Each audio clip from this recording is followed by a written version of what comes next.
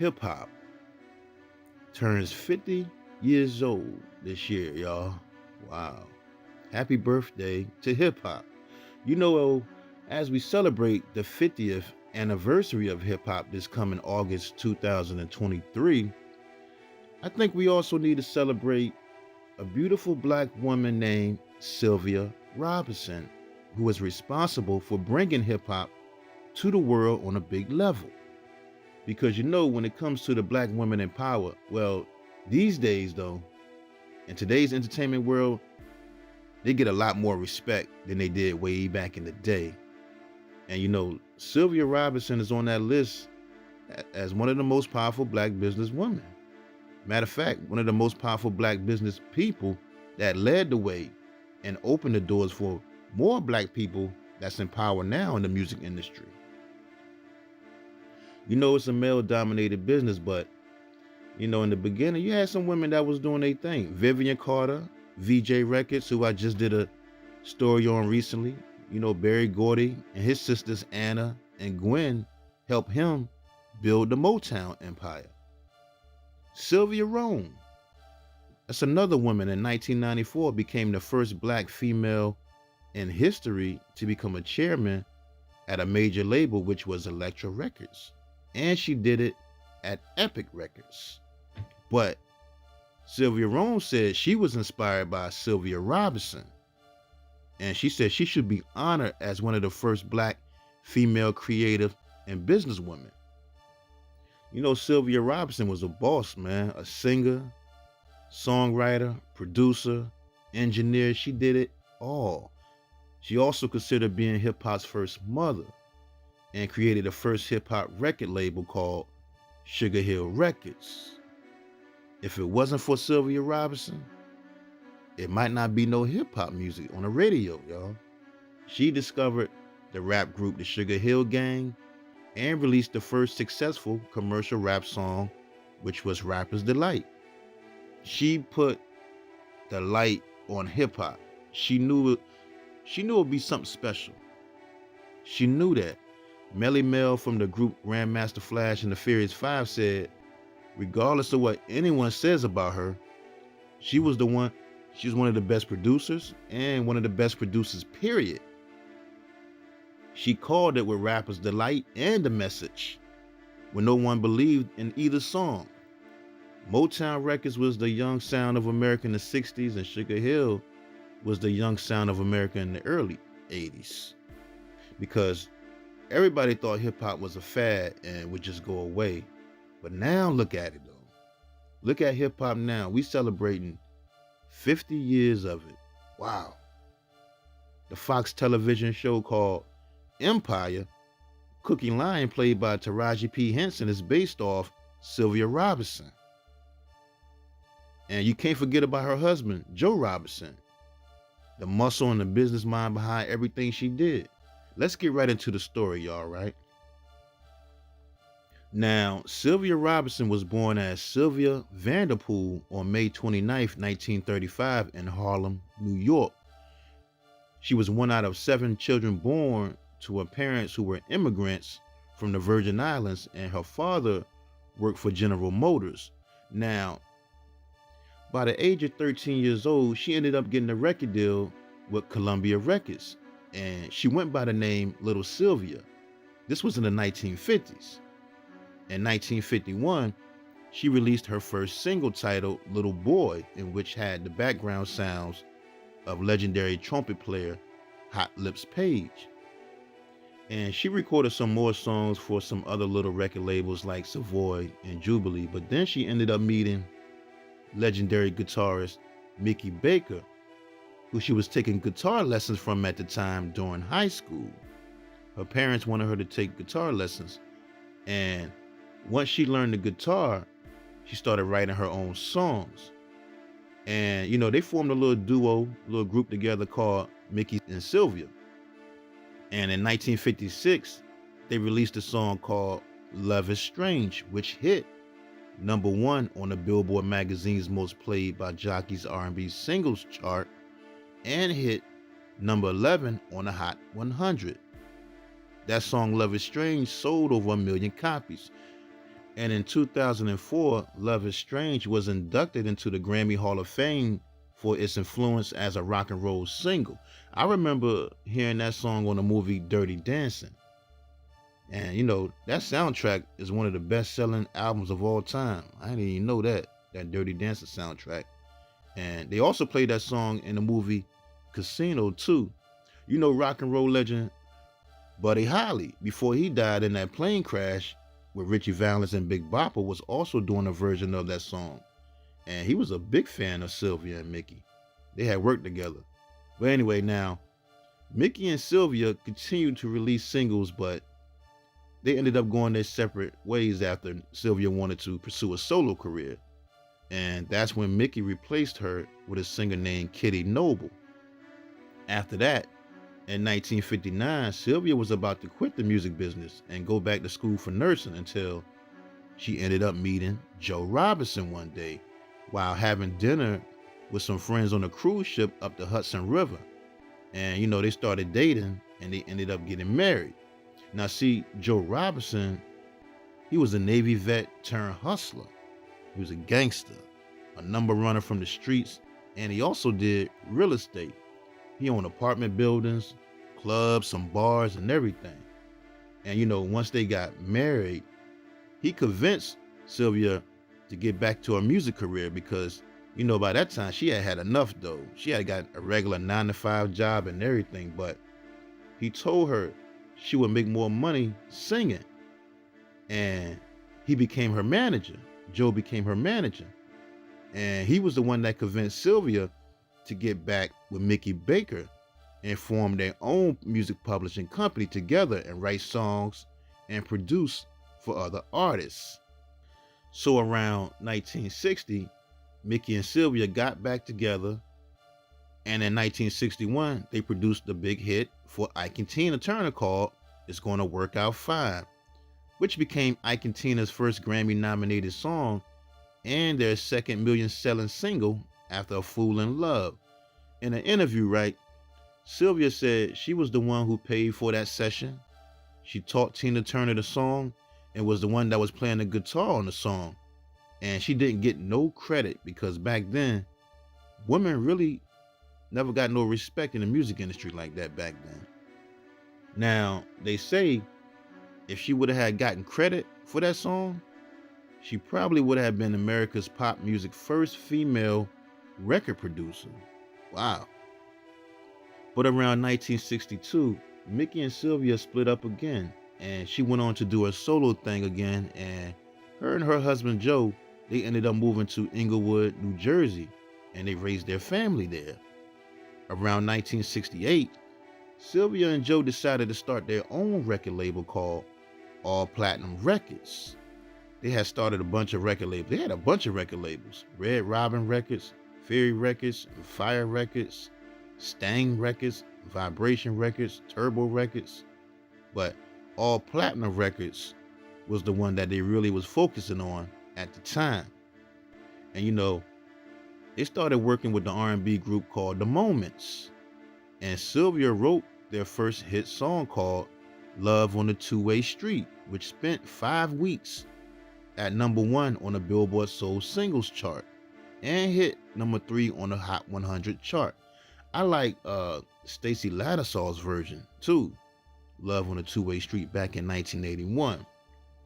She also wrote the song called Shame, Shame, Shame for the group Shirley and the Company that hit number 1 on the Billboard Soul Singles chart for 1 week and number 1 on the Billboard Disco Dance charts for 4 weeks. Then Sylvia wrote the song called Pillow Talk. And with that song, her intentions was to give it to legendary singer Al Green, but he turned it down at the time because of his religious background. So she decided to record it and put it out herself.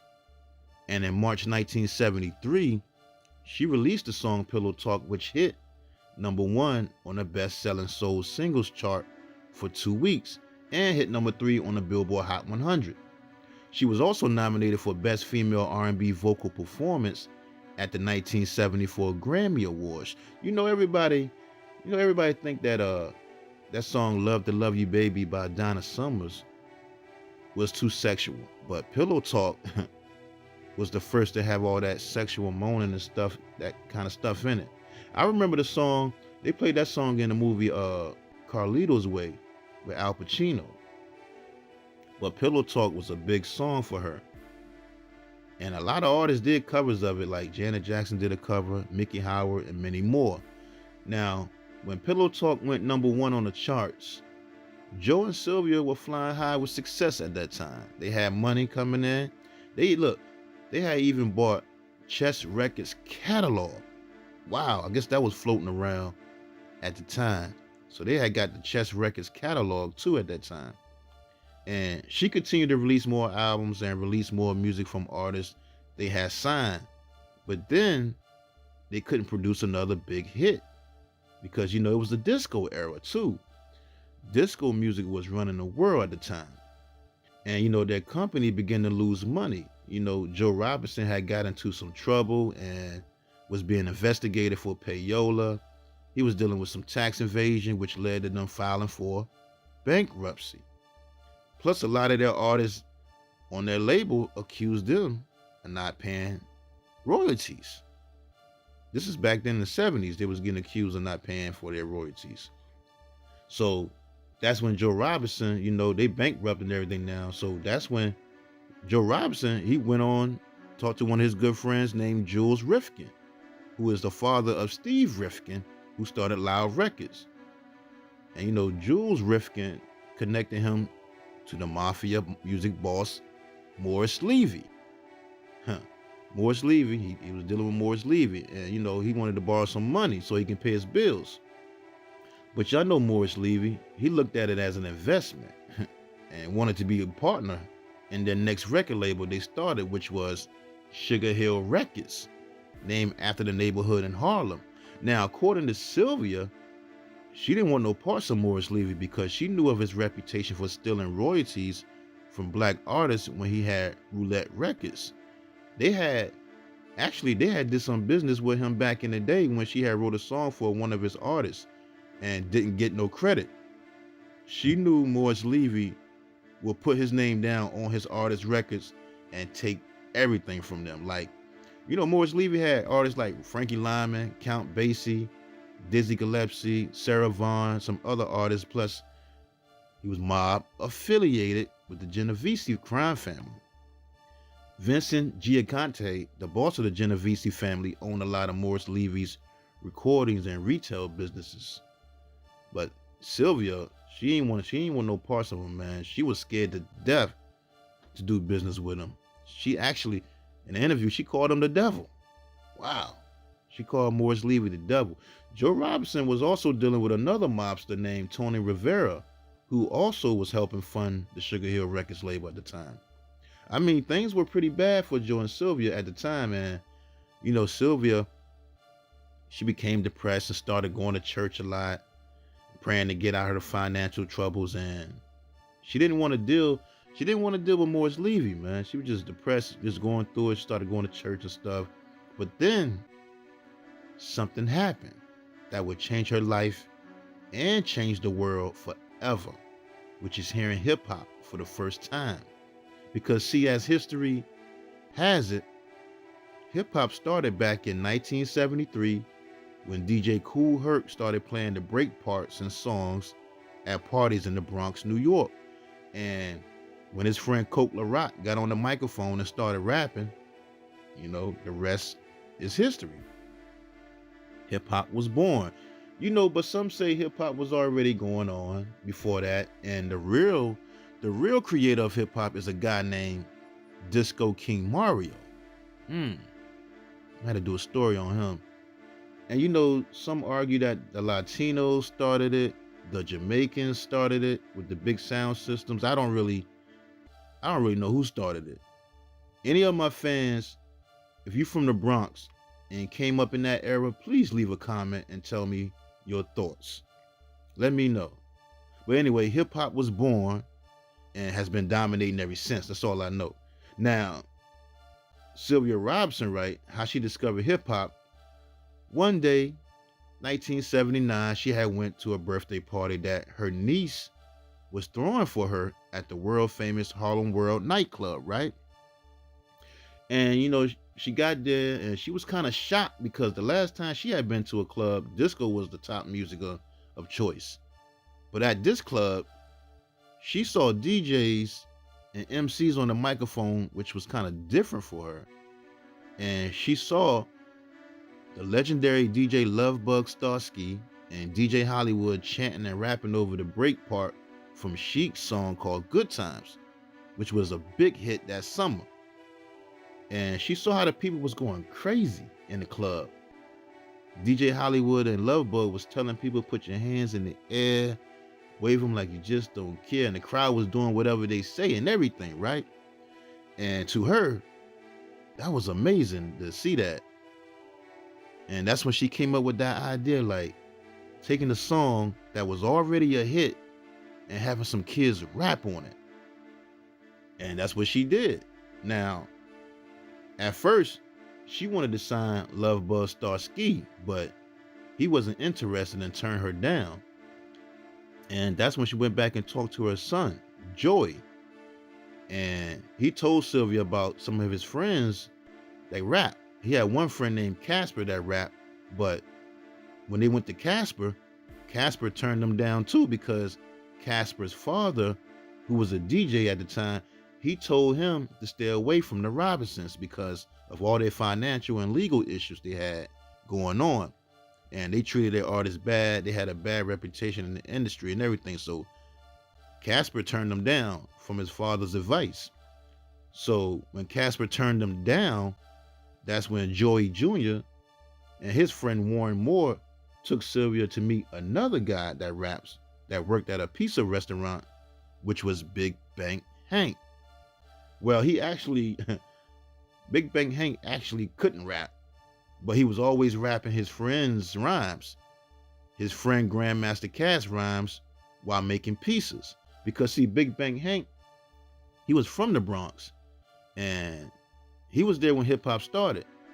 And he used to work the doors at the Bronx nightclub called the Sparkle, where he later became the music manager for Grandmaster Cass and his group called the Mighty Force MCs, in which later they became the Cold Crush Brothers.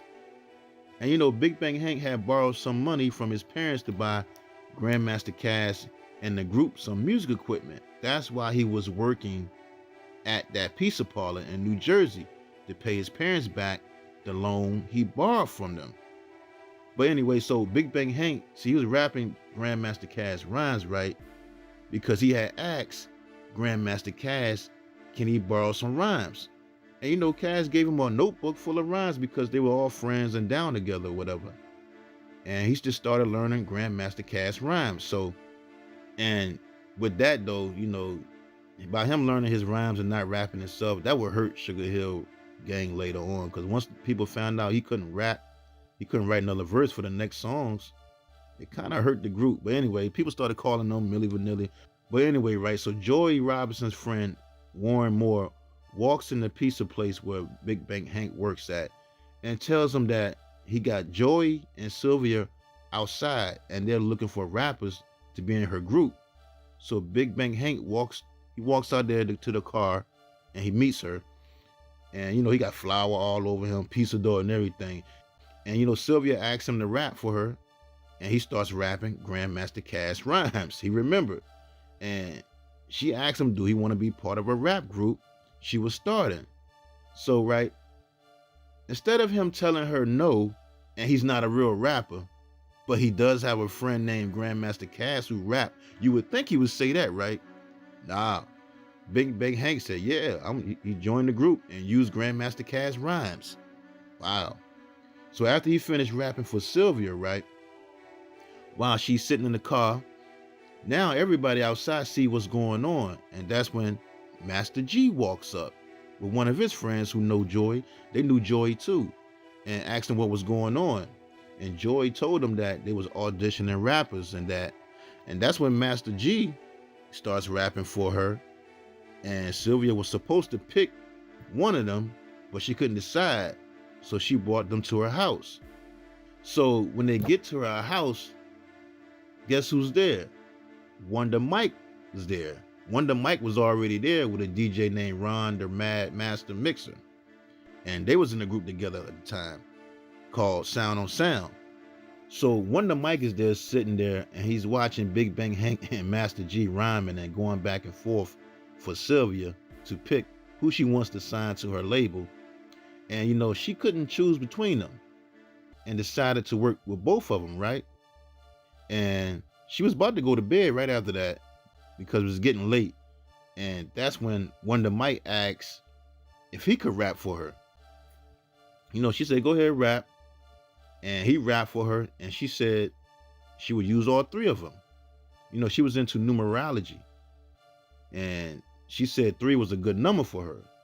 And the rest is history. And she named the group the Sugar Hill Gang, and she gave them contracts to sign, and then she put them in the studio, and then she got her house band to remake Chic's instrumental Good Times, and they did their raps all in one take. Sylvia named the song Rapper's Delight, and the song was 15 minutes long. Wow. Well, when they first recorded it, the song was actually 19 minutes long, but then Sylvia cut it to 15 minutes, and then later on, it went to 7 minutes. Now, Joe Robinson heard the song and was kind of hesitant at first because nobody knew if this hip hop thing was going to work. Plus, it was 15 minutes long. And he wanted Sylvia to edit it to make it a shorter version, but she told him she wanted to leave it the way it is. It's going to work. She just knew it was going to work. And Joe, him being a businessman, he just started making the calls to the DJs in the stores. And on September 16th, 1979, Rapper's Delight was released on Sugar Hill Records, hitting number 36 on the US Billboard Hot 100 chart. It hit number 4 on the Billboard Hot Soul Single chart, but it was bigger overseas. Overseas, it was even bigger. It hit number 1 on the Canadian Top Singles chart, number 1 on the Dutch Top 40 chart, and number 3 on the UK Singles chart. Rapper's Delight sold over 8 million copies worldwide. Wow, that's crazy. The Sugar Hill Gang is considered the first group to have the first commercially successful hip-hop record worldwide. It was the first time we ever heard rapping on a record. I mean, the Fatback Band song called King Tim 3 is considered to be the first commercial released hip-hop single to hit the charts. But King Tim was, because King Tim 3 was out months before the Sugar Hill Gang's Rapper's Delight came out. But I don't really consider King Tim 3 a hip-hop song though. I mean, there's some rapping on it, but that's not a hip-hop song to me. Tell me what y'all think though. Listen to that song King Tim 3. They try to say that's the first, song, hip-hop song that came out before Rapper's Delight. But anyway though, Rapper's Delight also became the first hip-hop song to play on Dick Clark's TV show called American Bandstand. Now, let's get back to how Rapper's Delight became so big, right?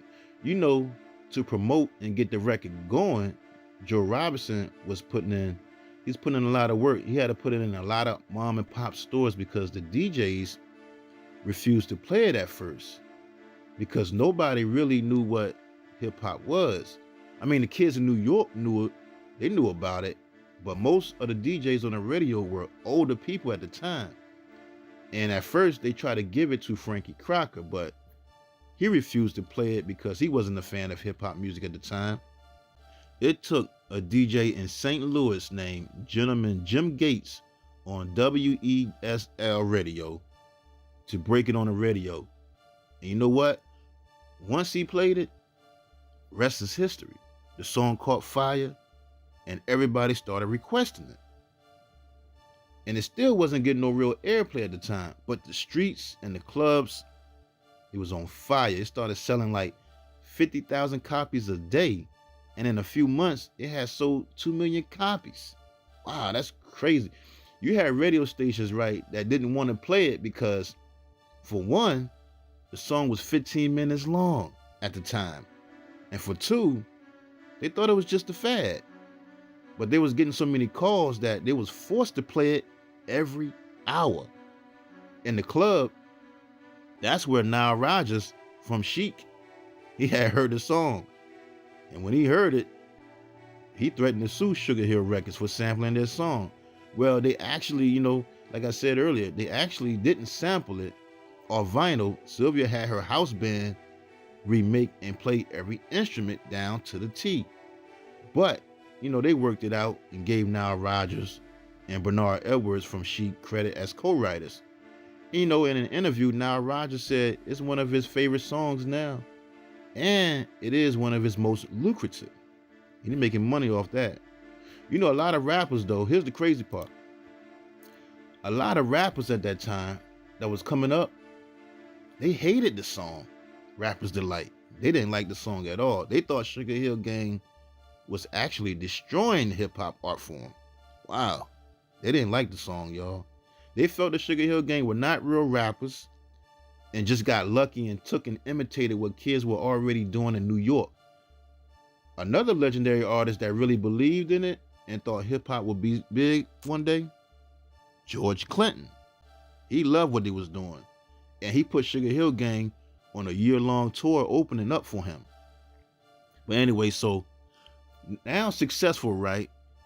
Sylvia wanted to build a roster of rappers for the label.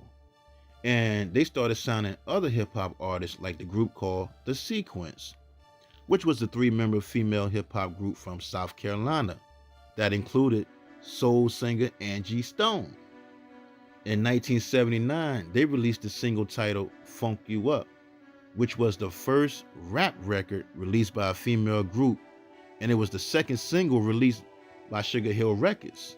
Now, see, also around that time, right, after that, there was another little label called Enjoy Records, created by Bobby Robinson.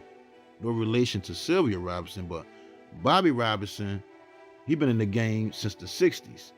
And he was rapper Spoonie G's uncle, right? He had started he had a label called Enjoy Records. And he started signing rap artists to his label right after Sylvia and Joe.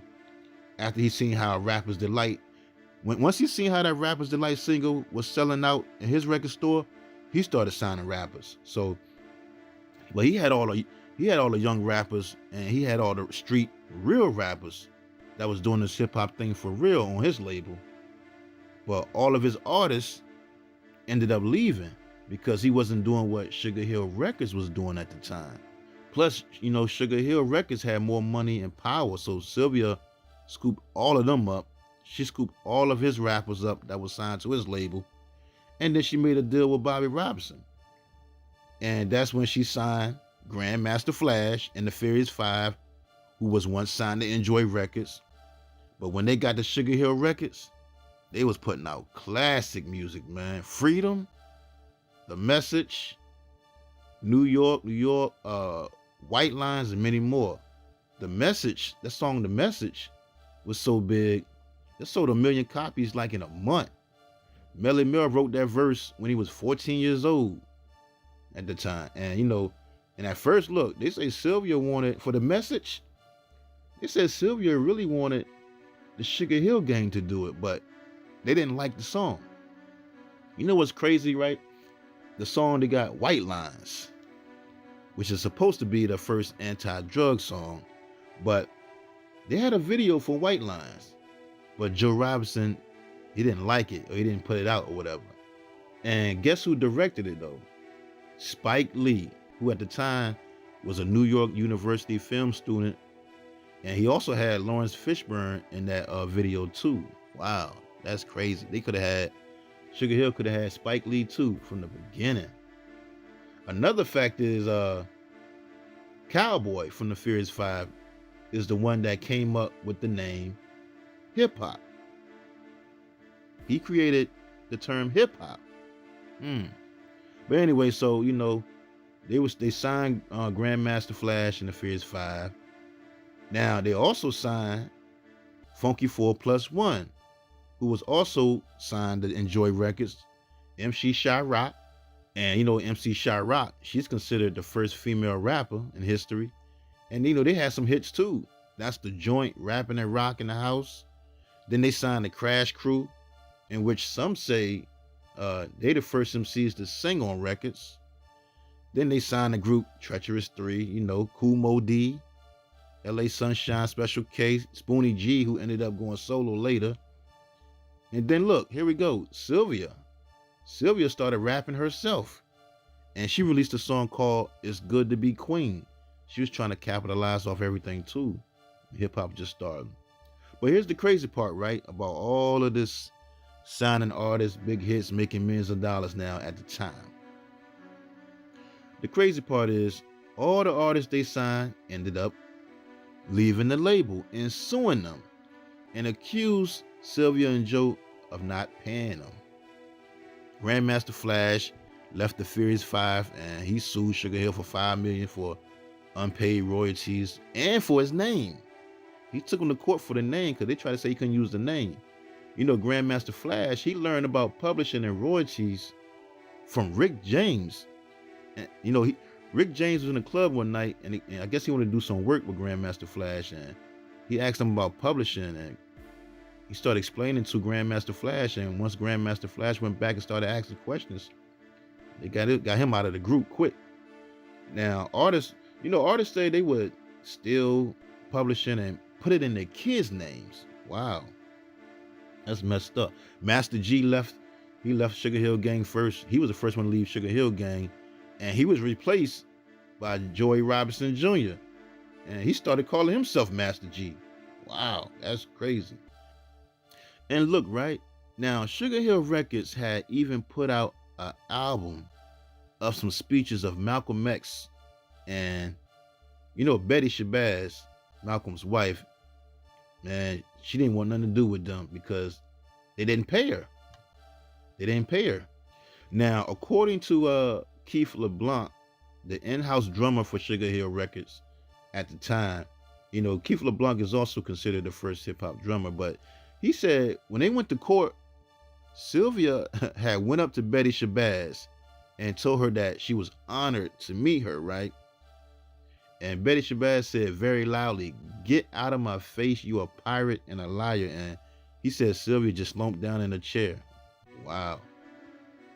Hey, look, he said the judge in that case knew what they were about and would refer to Joe Robinson and his lawyers as gangsters. Wow, that's crazy, man. But most of their artists started leaving them from not getting paid, and them artists went and joined the new labels that was emerging at the time. Def Jam was coming up, Profile was coming up, Jive was coming up, Tommy Boy, and many more companies that had major distribution. Sugar Hill Records started to get a bad reputation for not paying people and stealing royalties and stuff in publishing. So around, the mid 80s, they needed to find a major distributor for their label and try to rebuild. Plus they was losing and spending a lot of money. But no major distribution company wanted to work with them because of Joe Robinson's mafia ties to Morris Levy. And that's when Morris Levy connected Joe Robinson to another mob affiliate named Sal Pacello, who brought MC Records in to help distribute Sugar Hill Records. So once they got a major distribution deal behind them and backing them up, you would think everything was on the up and up, but it got kind of worse for Joe and Sylvia because they couldn't produce any more hits. They couldn't put out no more big hits. They had even signed Felipe Wynn from the R&B group The Spinners at the time, but and the sad part is this: all the rappers that they had once turned down back in the day, after hearing they demo, it was a lot of rappers when Sugar Hill was popping.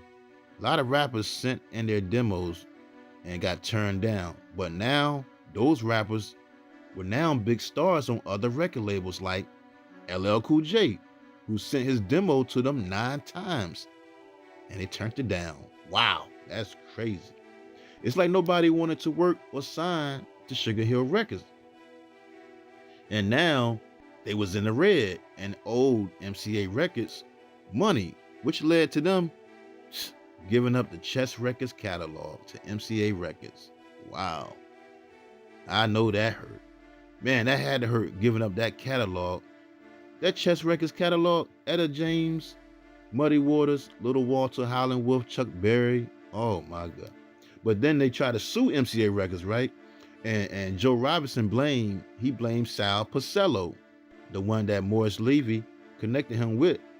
He blamed Sal Pacello for sabotaging his label and conspiring with MCA Records for trying to force them into bankruptcy and steal their catalog. I don't know, because I think they really wanted that Chess Records catalog, y'all. For real. That's worth billions of dollars today. But Joe didn't put Morris Levy's name in that lawsuit though. Joe Robinson didn't put Morris Levy's name in that lawsuit because he probably kind of knew better. He was dealing with real gangsters now. Real gangsters. Artists on that label, they said they used to see limousines pull up and a bunch of mob guys in suits used to walk in Sugar Hill office and go right past the receptionist desk, close the door, minutes later walk right back out. And they say one time Morris Levy and some of his mob friends had got into it with Joe Robinson and called him the N-word right in his face. He didn't do nothing about it. But Sugar Hill Records, they lost the case. Let's say that lawsuit, they lost the case and just settled. But they did walk away with the Sugar Hill Records catalog. But all the legal battles they was going through at that time, the court cases, they lost a lot of money. It just made Joe and Sylvia's relationship just sour, man. And the marriage came to an end and they ended up getting a divorce. But they still stayed together as a couple though. It was more ending the business relationship of things. Sylvia had told Joe in the beginning that dealing with Morris Levy would be his downfall. And in 1989, Sylvia started a new record label and it was distributed through MCA or something like that. And they signed a New Jersey rap group called The New Style, in which the world would later know as Naughty by Nature. But when Sylvia had them as the group New Style though, they released the album. The album was called Independent Leaders, but it didn't make any noise on the charts. And right after that, they got with Tommy Boy Records and became very successful.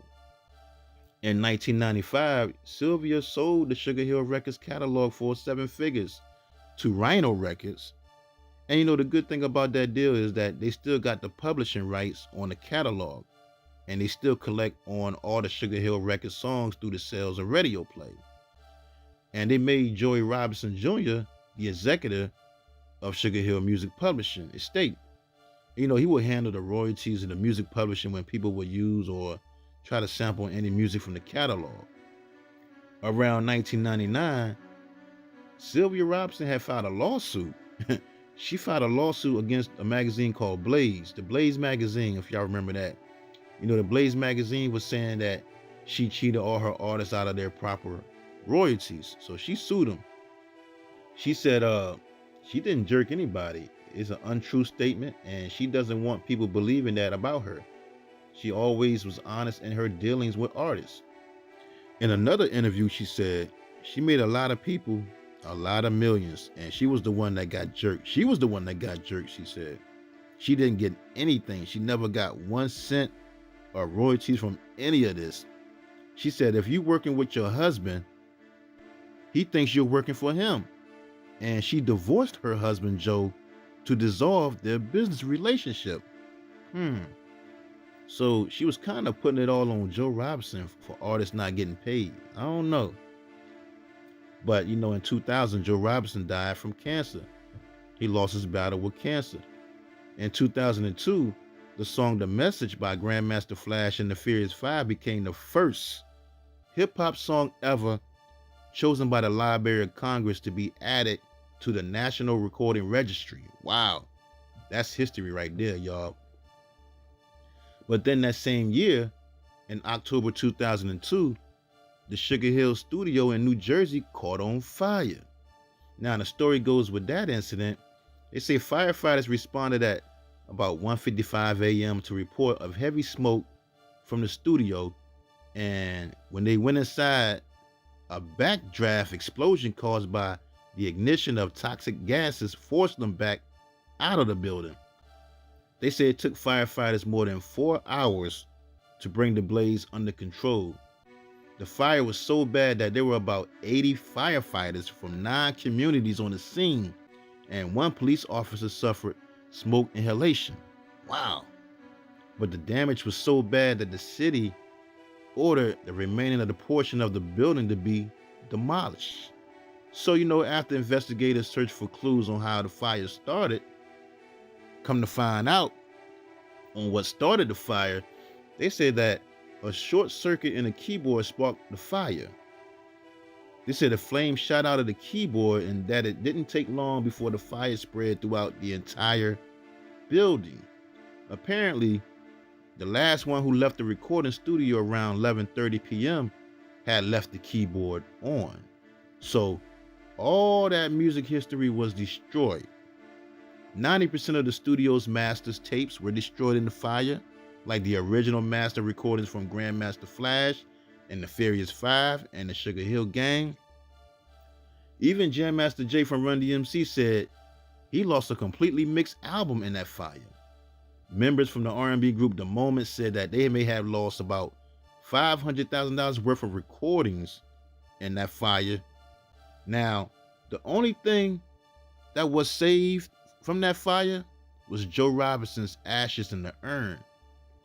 But Sylvia, on September 29th, 2011, Sylvia Robinson died from congestive heart failure. And that same year, the song Rapper's Delight was preserved in the National Recording Registry by the Library of Congress. In 2012, all three brothers, Rondo, Leland, and Joey Robinson Jr., pleaded guilty to federal tax charges after failing to report hundreds of thousands of dollars in income from royalties, music publishing, and their work as copyright administrators. And they was facing a maximum sentence of 2 years in prison and a fine of $200,000, but they ended up sentenced to 3 years probation. And in 2014, the song Rapper's Delight was inducted into the Grammy Hall of Fame.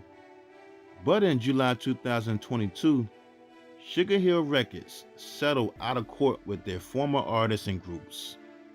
The Funky 4+1, the Crash Crew, Grandmaster Flash and the Fierce 5, R&B group The Moments, after 40 years of litigation fighting for their royalties, which is worth millions. Wow. They was fighting for a long time, man. I remember seeing an interview with Shy Rock.